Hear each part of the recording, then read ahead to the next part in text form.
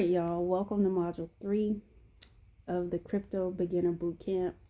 All right, today we're breaking down the different types of cryptocurrencies because not all coins are created equal. The crypto market is wide and wild, and it's important to know what role each type of coin plays before you start investing or building.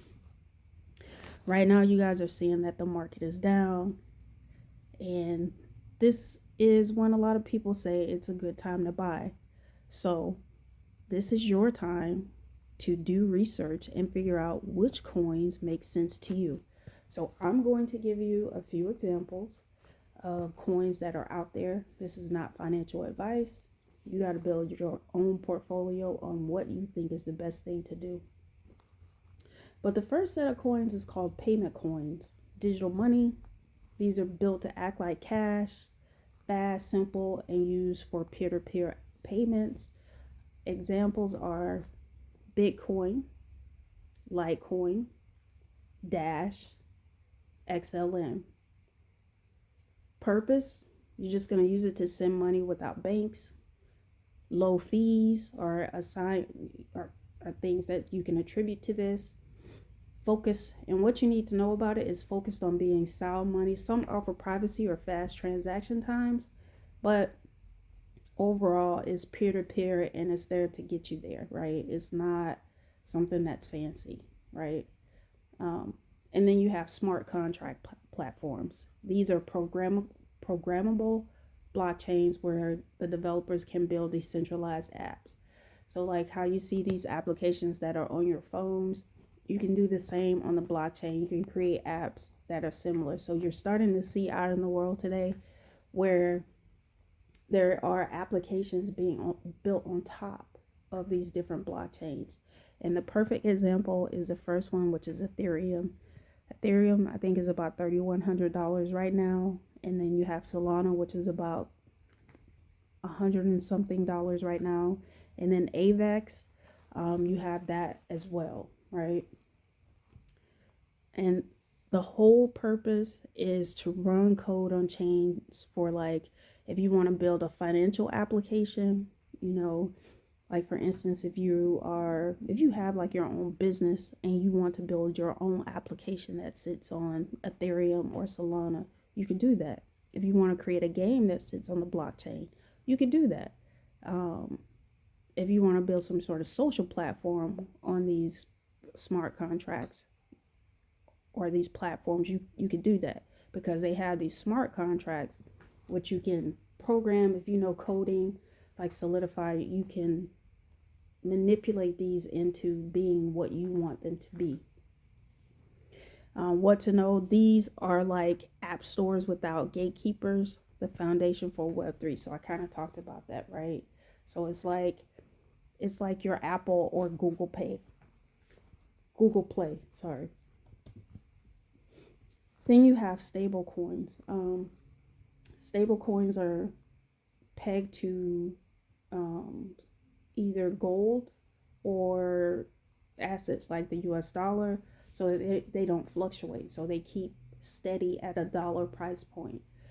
Examples are USDC, Tether. You'll hear Tether and Bitcoin tied together a lot.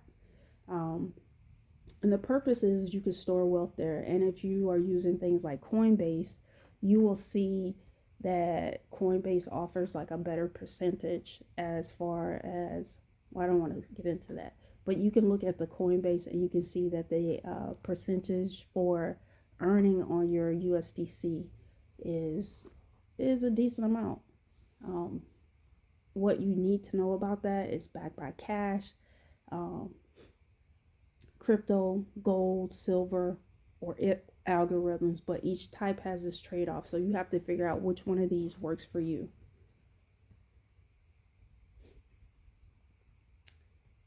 There are privacy coins, and the purpose of the privacy coins is to hide your transaction details of who, how much, and when. So for instance, if you just want to remain anonymous in your transactions, then the examples of these different types of coins are Monero, Pirate Chain, or FIRO. They purpose is solely to keep your transactions anonymous and your financial privacy a secret, especially if you had a whole bunch of money out there. Because what has happened is, I don't know if you saw that there are people who are well known, their accounts were hacked.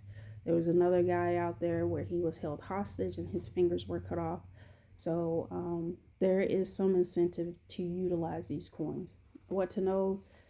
This is the sucky part. They are often delisted from exchanges due to regulations because we have to keep everything transparent as far as our monies. So, but they are powerful for privacy.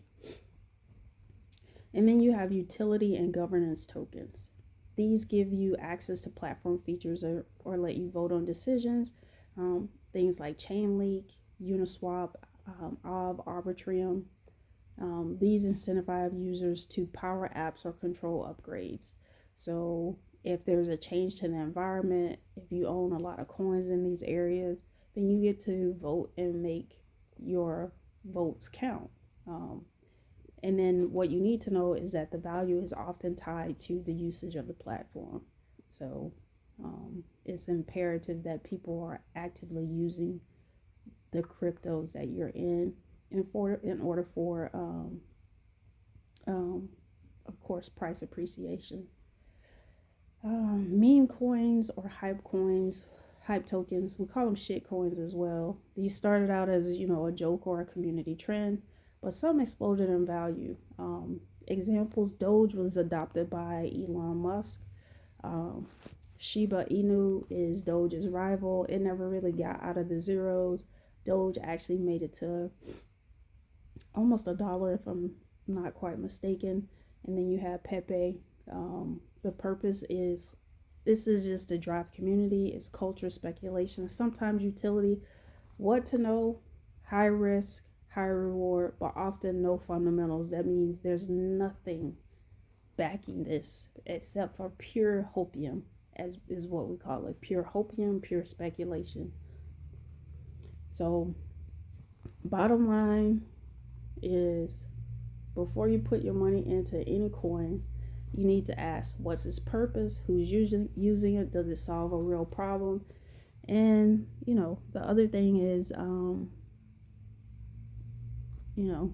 is this more money than I can afford to lose?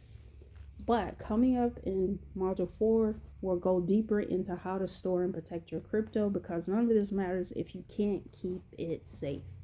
Let's keep stacking that knowledge, people.